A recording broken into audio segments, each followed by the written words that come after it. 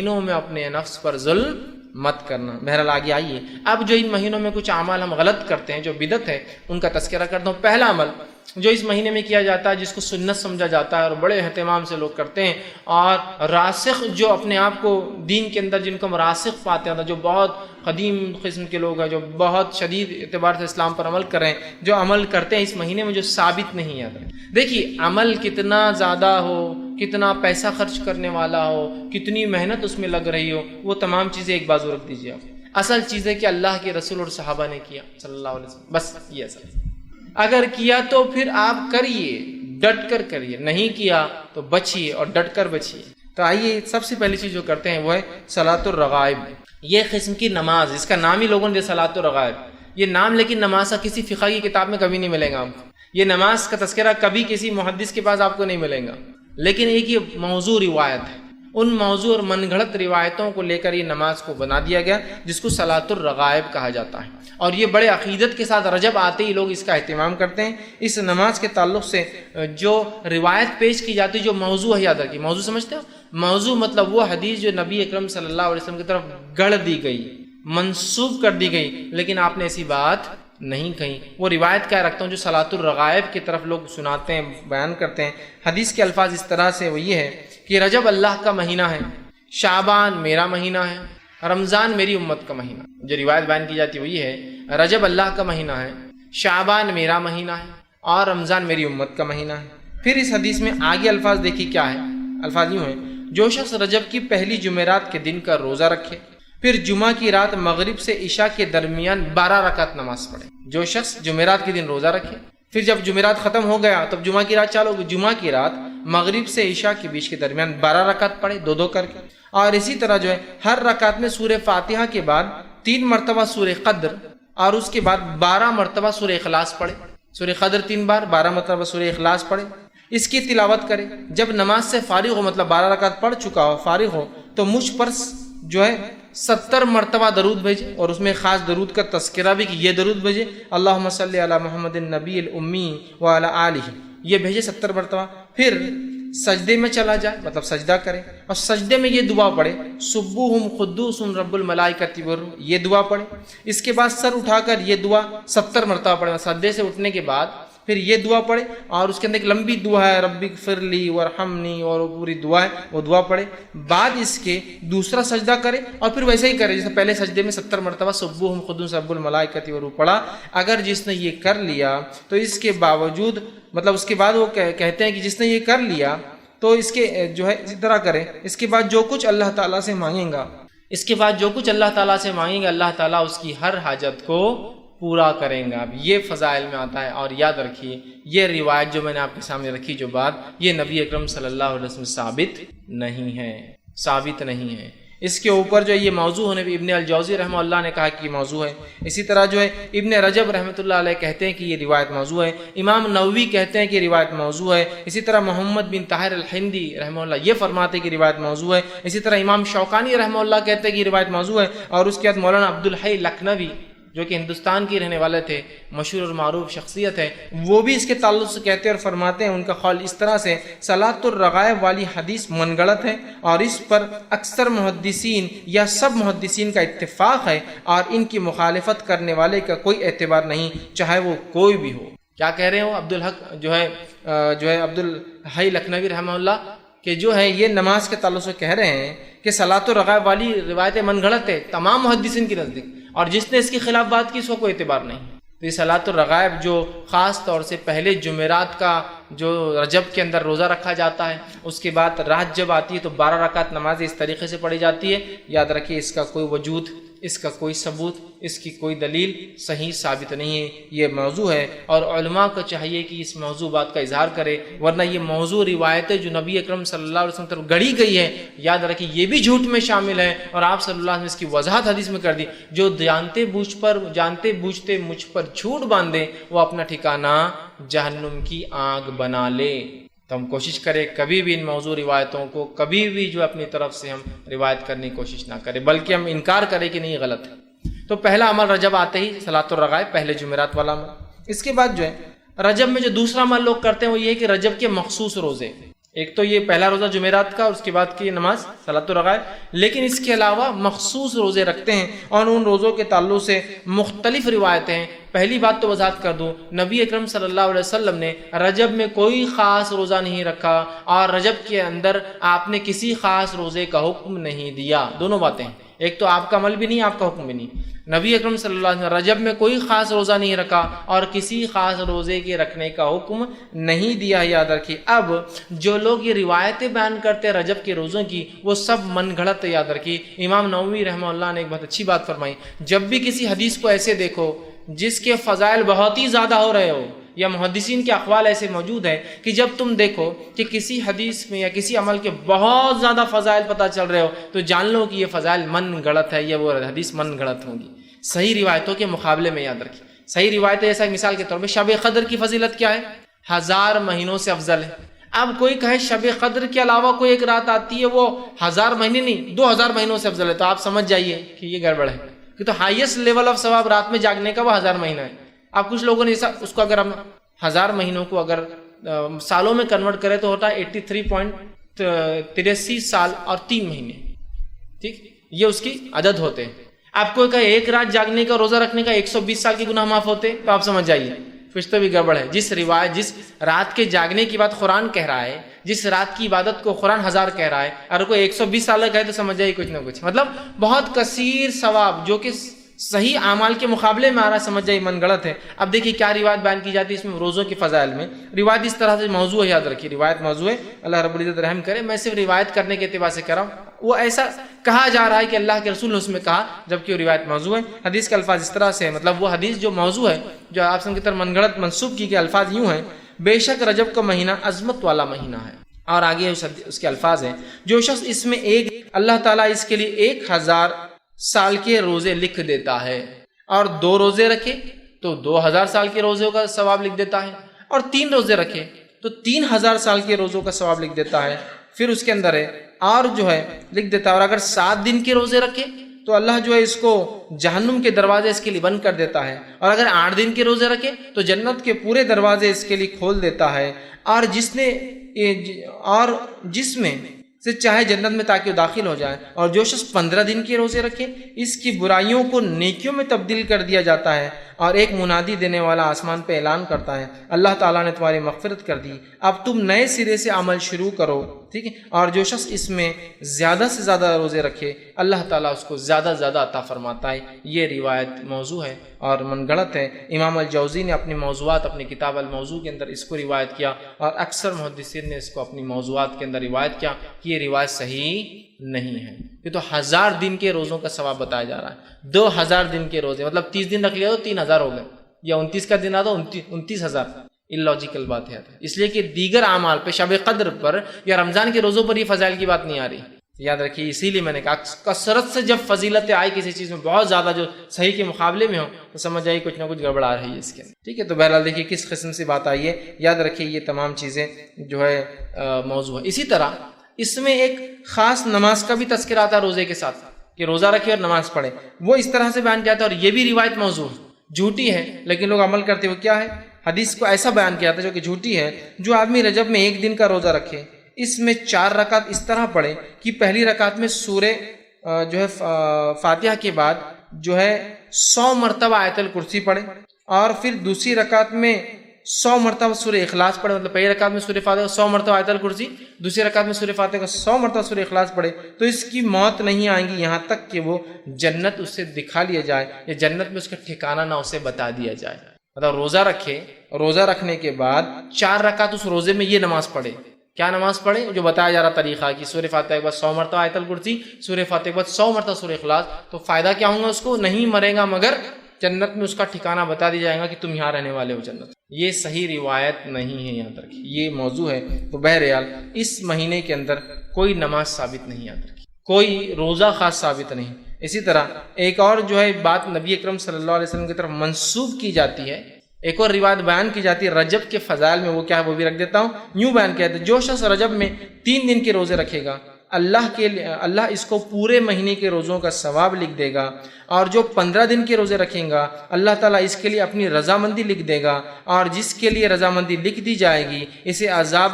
نہ دے گا، اور جو پورے مہینے کے روزے رکھیں گا اسے اللہ تعالیٰ آسانی سے اس کا حساب کر لیں گا۔ یہ روایت بھی صحیح نہیں ہے، لہٰذا ہمیں پتہ چلا رجب کے اندر کوئی بھی عمل نماز کے معاملے میں سنت سے ثابت نہیں، خاص کوئی بھی عمل روزے کے تعلق سے خاص سنت سے ثابت نہیں۔ آئیے تیسرا کام جو رجب میں ہوتا ہے، بڑے دھڑلے سے ہوتا ہے اور ڈٹ کر ہوتا ہے، وہ کیا ہے؟ وہ یہ ہے کہ رجب کی 27 کی رات کو خاص طور سے شب معراج منایا جاتا ہے۔ الاسراء والمعراج، مسجد سج رہی ہے اور تیاریاں ہو رہی ہے، اور بہت سارے لوگ سال گزرنے کے بعد رجب کی 27 کو ان کو یاد آتا ہے اپن مسلمان ہیں، اب رمضان نزدیک آ رہا ہے، اب مسلمان ہیں، اپن نمازیں شروع کرنا رجب آ رہا ہے، پھر 15 کو ایک اور نئی رات مناتے ہیں شب برات، پھر یاد آتا ہے اب تو رمضان بہت نزدیک، 15 دن ہے، سدھر جاؤ، اور پھر آ جاتے ہیں رمضان، اور جب رمضان آتے اور اصلی رات آتی ہے تو ڈپلیکیٹ راتوں کے چکر میں اصلی رات ہاتھ سے چلی جاتی ہے۔ شب قدر کو کیسے منایا جا رہا ہے بولنے کی ضرورت نہیں ہے نا، بہرحال تو رجب میں ایک فضیلت جو اس کی بتائی جاتی جو ہے نہیں، وہ کیا ہے کہ اس میں ایک رات ہوئی جس میں آپ صلی اللہ علیہ وسلم نے سفر کیا، اور وہ جو ہے مسجد حرم سے مسجد اقصیٰ گئے، پھر مسجد اقصیٰ کے آسمانی سفر کیا۔ یاد رکھیے یہ رات تو ہوئی، کب ہوئی وہ نہیں پتا ہے ہم کو، 27 خاص نہیں، کب ہوئی نہیں پتا ہے، یہ واقعہ صحیح ہے کہ آپ صلی اللہ علیہ وسلم کو معراج ہوئی، ٹھیک۔ اب بہت سے لوگ ہوتے ہیں وہ بولتے ہیں کہ جو ہے قرآن کے اندر معراج کا تذکرہ ہے، قرآن کے اندر معراج کا، اس لیے ہم منانا چاہیے۔ قرآن کے اندر الحمدللہ معراج کا تذکرہ کہیں بھی نہیں، قرآن کے اندر تذکرہ اسراء کا ہے۔ قرآن کے اندر تذکرہ اسراء اور معراج کیا ہے بتا دیتا ہوں۔ اسراء کہتے ہیں اس سفر کو جو آپ صلی اللہ علیہ وسلم نے مسجد حرم سے مسجد اقصیٰ طے کیا، یہ اسراء، اور معراج کہتے ہیں اس سفر کو جو مسجد اقصیٰ سے آسمان ہو، معراج کا مطلب ہوتا ہے چڑھنا، سیڑھیاں اوپر کی طرف جانا، وہ تذکرہ ہے۔ تو قرآن نے کہیں بھی معراج کا تذکرہ نہیں کیا، اسراء کا کیا۔ سبحان الذی اسریٰ، سورہ جو ہے بنی اسرائیل سورہ نمبر 17 آیت نمبر 1، سبحان الذی اسریٰ بعبدہ لیلا من المسجد الحرام الی المسجد الاقصی الذی بارکنا حولہ لنریہ من آیاتنا انہ هو السمیع البصیر۔ یہ آیت نے فرمایا کہ پاک بابرکت ہے وہ ذات جو لے گیا اپنے بندے کو رات کے ایک حصے میں مسجد حرام سے مسجد اقصیٰ کی طرف، جس کے اطراف ہم نے اپنی برکتیں پھیلا رکھی ہے، تاکہ جو ہے لنریہ من آیاتنا، اپنے بندے کو اللہ کے رسول صلی اللہ علیہ وسلم کچھ نشانیاں دکھائے اپنی، سمجھ رہے آپ؟ تو اسراء کا تذکرہ ہے، معراج کا تذکرہ قرآن میں کہیں بھی نہیں، اور ہم منا رہے ہیں کیا معراج، تذکرہ اسراء کا ہے۔ بہرحال تو یہ واقعہ ہوا، ہم واقعے کا انکار نہیں کریں کہ آپ صلی اللہ آسمان پہ گئے، وہ سفر ہوا، آپ مسجد حرم سے اقصیٰ گئے، آپ نے نماز پڑھائی وہاں امام انبیاءوں کو، وہاں سے پھر جبرائیل علیہ السلام سفر کر کے آپ کو براق میں بٹھا کر آسمانوں کی طرف لے گئے، پہلے آسمان، دوسرا آسمان، تیسرا آسمان، چوتھا آسمان، پانچواں، چھٹا، ساتواں آسمان پہ گیا، اللہ آپ سے ہم کلام ہوا، آپ کو کچھ آیتیں جو ہے سورہ بقرہ کی 2 آخری آیتیں دی گئی، اللہ رب العزت سے کلام ہوا، ابراہیم علیہ السلام سے ملاقات ہوئی، بہت ساری باتیں اس کے اندر آتی ہیں، ہم انکار نہیں کرتے ان کا، لیکن کسی چیز کے ہونا اس کے منانے کی دلیل نہیں ہے۔ نہیں واقعہ ہوا مطلب منایا جائے گا، تو پھر فتح مکہ ہوا تو وہ بھی مناتے، فتح مکہ ہوا تو کیا وہ بھی مناتے، اپنے شہروں سے باہر جا کر پھر اونٹوں اور گھوڑوں بیٹھ کے اپنے شہر میں آئیں گے کہ فتح مکہ ہوا تو آج تو منائیں گے۔ جنگ بدر ہوئی جس کو اللہ نے فرقان کہا، یوم الفرقان تھا، اس دن اللہ نے فرق کر دیا کفر میں اور توحید میں، تو کیا اس دن بھی ہم منائیں گے، چپ چپ باہر جا کے جنگ لڑیں گے ایک دوسرے سے، اور کچھ لوگ اور بولیں گے ہاں یہ یوم الفرقان تھا، فتح مکہ منائیں گے کیا؟ ہوا نا۔ اسی طرح اللہ رب العزت نے صلح حدیبیہ کو کہا، اللہ کے رسول کو جب صحابہ ناراض تھے کہ کیوں آپ نے صلح کی، ہم لڑتے تھے ان سے، اللہ نے کہا کہ ہم نے آپ کو جو ہے فتح مبین عطا فرمایا، انا فتحنا لک فتحا مبینا۔ صحابہ سمجھتے ہار ہے، اللہ کہہ رہا ہے ہم نے آپ کو کھلی کامیابی دی، اور بعد میں پتہ چلا جو صلح حدیبیہ کا کیا فائدہ ہوا، تو اب صلح حدیبیہ بھی منائیں گے نہیں، اس دن اللہ نے کہا کہ یہ تو فتح مبین ہے، اور یہ یوم الفرقان ہے، جو ہے جنگ بدر، اور اسی طرح فتح مکہ ہوئی، اسلام کو غلبہ ملا تو وہ منائیں گے، ایسا کریں گے۔ پھر اللہ کے ہجرت کر کے گئے تو ہم بھی سب کہیں تو بھی جا کے آئیں گے، کریں گے کہیں، چیز کا ہونا منانے کی دلیل نہیں ہے۔ تو یہ ہوا واقعہ، اس واقعے کی اگر تفصیلات آپ دیکھنا چاہتے ہیں تو میرا اس پہ ایک مفصل 2-2.5 گھنٹے کا ایک بہت تفصیلی عنوان ہے، شب معراج کی حقیقت اور ہماری بدعتیں، یہ آپ دیکھ لیں۔ اس کے بعد شب برات آئیں گے، اس پہ میرا ایک لیکچر ہے، شب برات کی حقیقت اور ہماری بدعتیں، اور تیسری رات جو منائی جاتی ہے جو حقیقی ہے اس کے اوپر ہی میرا ایک لیکچر ہے، شب قدر کی اہمیت اور ہماری غفلتیں، اس کو ضرور آپ دیکھیں۔ تو شب معراج کی حقیقتیں اور ہماری بدعتیں، اس میں نے بہت تفصیلی رکھا ہے کہ کسی چیز کا ہونا منانے کی دلیل نہیں. بہرحال تو اب اس رات کو یاد رکھیے، اس رات کو نبی اکرم صلی اللہ علیہ وسلم کے ساتھ وہ معجزہ ہوا جو آپ لے گئے، یہ رات 27 رجب تھی. اس کے بارے میں کوئی دلیل ثابت نہیں ہے. اس معاملے میں امام نووی رحمہ اللہ نے 10 اقوال نقل کیے، 10 الگ الگ قول علماء کے نقل کیے، جن کے اندر سے ایک یہ ہے کہ جس سال آپ کو نبوت ملی اس سال یہ رات ہوئی. دوسرا قول یہ نبوت کے 5ویں سال. تیسرا قول یہ نبوت کے 8ویں سال، نبوت کے 10ویں سال، ہجرت سے 8 مہینے پہلے، ہجرت سے 16 مہینے پہلے، ہجرت سے 12 مہینے پہلے، ہجرت سے 14 مہینے پہلے. 8 12 14 اور 16 مہینے پہلے ہجرت سے. کسی نے کہا رمضان کے مہینے میں ہوئی، کسی نے کہا یہ رجب کے اندر ہوئی، کسی نے کہا یہ شعبان میں ہوئی، کسی نے کہا یہ محرم میں ہوئی. کوئی قول نہیں. تاریخ کے معاملے میں اختلاف، کب ہوا اس میں بھی اختلاف، اور صحابہ میں سے بہت کم اقوال اس تعلق سے ملتے کب ہوا، یاد رکھیے. تو یہ رات کب ہوئی اسی کوئی دلیل نہیں. اب ہم نے دیکھیے، میں ہمیشہ یہ کہتا ہوں کہ بہت ساری باتیں ایسی ہے جو کس کو نہ پتہ چلی. شاید اللہ رحم کرے ہم پر، اللہ معاف کرے، شاید جبرائیل علیہ السلام نے آ کر ہندوستانی پاکستانی لوگوں کو بتا کے چلے کہ تمہارے لیے یہ فکس کر دیا گیا ہے. جیسا 27 کو معراج ہوئی، دنیا اختلاف کر رہی ہے، صحابہ میں اختلاف ہے، محدثین میں اختلاف ہے، ہندوستانیوں کو پکا پتہ ہے 27 رجب. اسی طرح جو ہے شب قدر کب ہے اس کو تلاش کرنے کا حکم ہے. جو آخری حدیث ملتی ہے اس کے تعلق سے وہ یہ ہے کہ اسے رمضان کی آخری عشرے کی طاق راتوں میں تلاش کرو، مطلب 5 میں سے کوئی ایک. یہاں اختلاف ہے یہ رات کب ہوئی، معراج کب ہوئی، ہمارے پاس پکا ہے کب ہوئی، 27 رجب. آپ 27 رجب کو بہرحال دیکھیے کسی چیز کا ہونا اس کے منانے کی دلیل نہیں. اب ہوا، اب منانا شروع ہو گیا ہے نا. کیسے؟ راتوں کو مسجدیں سجائی جا رہی ہے، نہایا جا رہا ہے، تیار ہوا جا رہا ہے، انتظام کیا جا رہا ہے، مخصوص پکوان اور میٹھے، اور ظاہر سے کوئی بدعت بغیر میٹھے کی تو کمپلیٹ ہوتی نہیں ہے. مخصوص میٹھے بنائے جا رہے ہیں، اسی طرح جو ہے مخصوص لباس بنائے جا رہے ہیں، مخصوص رکعت میں تعداد میں راتوں کی نماز، جیسے 100 رکعت نماز، یا پھر ایک نماز ہوتی ہے کہ جو زندگی بھر کے نمازیں چھوٹ گئے، ٹھیک، جو ہے قضائے عمری پڑھی جا رہی ہے. اسی طرح جو ہے صبح اٹھ کر پھر 27 کا روزہ رکھا جا رہا ہے. یہ تمام کام بدعت ہے. وہ رات ہوئی، وہ واقعہ ہوا، اس کے بارے میں ہمیں فکس نہیں پتا وہ کب ہوئی رات اور کیا واقعہ، مطلب واقعہ تو پتا ہے لیکن وہ رات کب ہوئی، کس مہینے ہوئی، کس سن میں ہوئی، ہمیں نہیں پتا. لہٰذا اس رات کو یاد کر سکتے آپ کہ وہ واقعہ کیا تھا، لیکن منانا یہ بدعت میں شامل ہوگا. تو آپ دیکھیں کس دھڑلے سے اس رات کو منایا جا رہا ہے، جبکہ اس معاملے میں کئی اقوال صحابہ کے موجود ہیں اور کئی اختلاف اس معاملے میں جو ہے موجود ہے، لیکن اس کے بعد بھی 27 کو مخصوص منایا جا رہا ہے. مولانا عبدالحی لکھنوی رحمہ اللہ اس تعلق سے فرماتے ہیں، اور وہ کہتے تھے یہ جو بلاد ہند میں، مطلب ہندوستان کے اندر، وہ کہتے ہیں بلاد ہند میں مشہور ہے کہ شب معراج کی صبح کو روزہ رکھنا 1000 روزوں کے برابر ہے. تو یہ بالکل بے بنیاد اور بے اصل ہے. سمجھ رہے ہیں؟ تو یہاں ہم دیکھ رہے ہیں لوگ پتہ نہیں کیا کیا اس میں منا رہے ہیں. رات جاگتے ہیں، دن روزہ رکھتے ہیں، 1000 مہینوں کا ثواب، 1000 سال کا ثواب، 120 سال کا ثواب، پتہ نہیں کیا کیا باتیں بیان کی جا رہی ہیں. تو یاد رکھیے اس مہینے میں یہ رات معراج جو ہے یہ ہوئی، لیکن یہ کب ہوئی یہ ہم نہیں جانتے. واللہ اعلم، اللہ بہتر جانتا ہے کہ یہ رات کب ہوئی. آپ لیکن ہم مخصوص کر کے دیکھیے کیسے اعمال کر رہے ہیں، کیا کیا افعال کرتے ہیں. اور یاد رکھیے جب ہم بدعتوں میں چلے جاتے ہیں، جب ہم بدعتوں میں پڑ جاتے ہیں تو پھر یاد رکھیے معاملہ پھر وہ اتنی گہرائی میں جاتا ہے کہ پھر وہ بدعتیں کہیں رکتی نہیں. تو لہٰذا رجب کی 27 کو شب معراج خاص منانا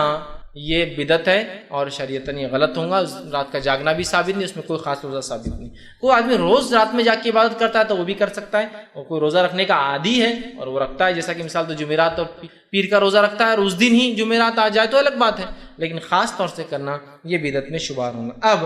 اور ایک کام جو اس رجب میں کیا جاتا ہے بڑے عقیدت سے، وہ کیا ہے؟ وہ یہ کہ رجب میں لوگ سمجھتے ہیں عمرہ کرنا افضل ہے، اور بہت لوگ عمرے کو جاتے ہیں، بڑا نمبر لگائے جا رہے ہیں، تڑپ کے لگائے جا رہے ہیں، دعائیں ہو رہی ہیں اللہ سے سالوں سال کی رجب میں موقع دے ہم کو عمرے کا. رجب میں آپ صلی اللہ علیہ وسلم سے خود عمرہ کرنا ثابت، اور نہ ہی آپ نے کبھی اس کی کوئی فضائل کسی صحیح احادیث میں بتائی ہے. دونوں باتیں یاد رکھیں. آپ صلی اللہ علیہ وسلم سے رجب میں کوئی عمرہ ثابت نہیں ہے، اور آپ صلی اللہ علیہ وسلم سے کسی صحیح حدیث میں کوئی قول ثابت نہیں ہے کہ آپ نے عمل خود عمرہ کیا یا حکم دیا کہ بھائی تم لوگ اس مہینے میں عمرہ کیا کرو. کوئی بات ثابت نہیں ہے. یاد رکھیے اس تعلق سے جو بات آتی ہے آپ صلی اللہ علیہ وسلم کے جو عمرے ہیں اس تعلق سے جو بات آتی ہے، ایک روایت یوں آتی ہے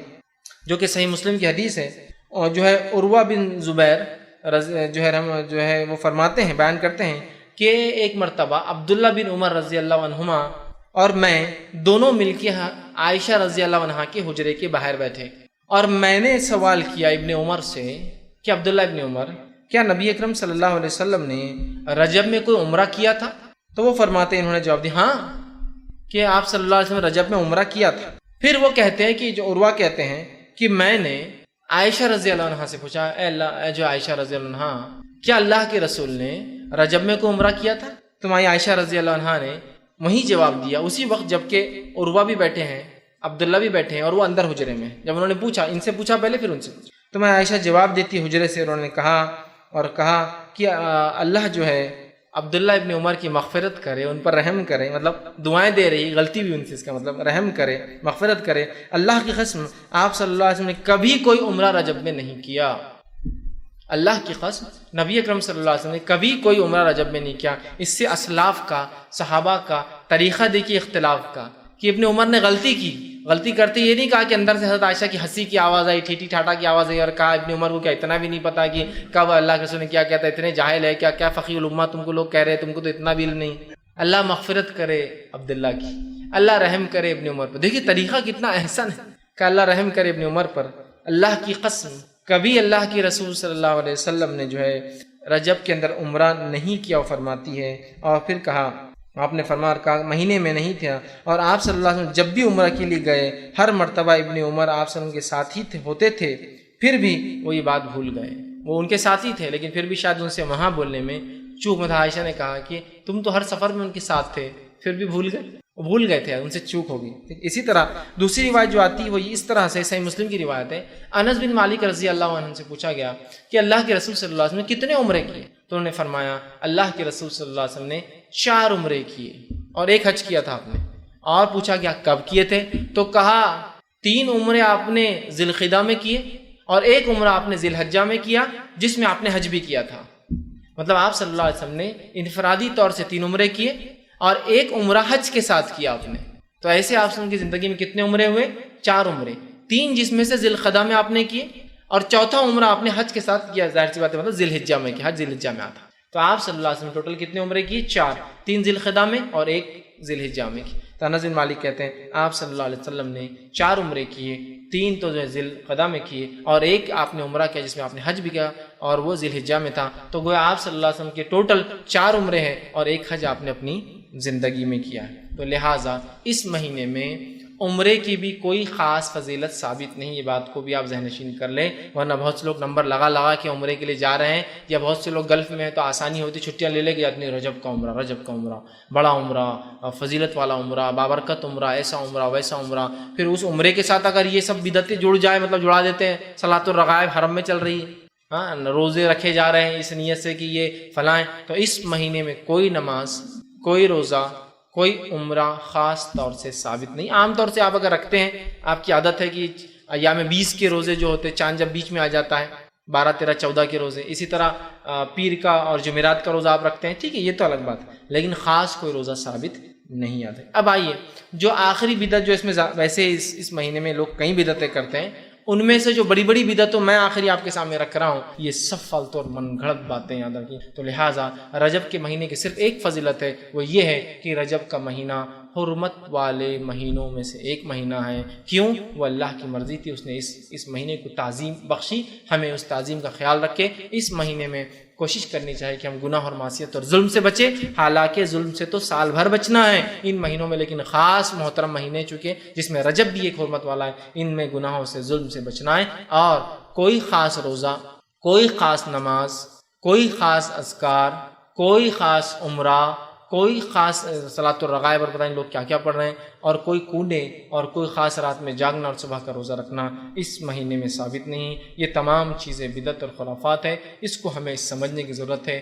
کوئی کام اللہ کے رسول اور اس کے صحابہ سے اگر ثابت ہو آپ سن کے، تو بہرحال عمل کرنے میں کوئی حرج نہیں، یاد رکھیے، لیکن جو بات ثابت نہیں، یاد رکھیے، ہمیں ضرورت ہے ہم اس بات کو سمجھے کہ یہ بدعت ہے اور بدعتوں سے بچنا ہم پر واجب اور فرض، یاد رکھیے، ورنہ ایسا نہ ہو کہ ہم بدعتیں کر کے دنیا سے چلے جائیں۔ اللہ رب العزت کے پاس جب اعمال کے لیے پہنچیں تو اللہ رب العزت ہم کو لوٹا دے کہ تم نے جو کام کر کے آئے ہو یہ اعمال کا باعث ہی نہیں تھا، یہ تو ثابت ہی نہیں تھا، کیا میرے رسول کو کرتے ہوئے پایا؟ کیا میرے اصحاب نے اس کو کرتے ہوئے دیکھا یا سلف صالحین میں سے کسی نے کیا؟ ہمارے پاس اس کے نہ کوئی تاریخی حوالے ہے نہ کوئی ریلیجس بیسس ہے، تو لہٰذا ہم کوشش کریں ان تمام بدعت و خرافات سے بچتے رہیں، اور اس قسم کی بدعت و خرافات ہر مہینے لوگ مناتے ہیں، ان تمام سے ہم محفوظ رکھنے کی اپنے آپ کو جو کوشش کریں۔ اسی پر اپنی بات کو میں ختم کروں گا۔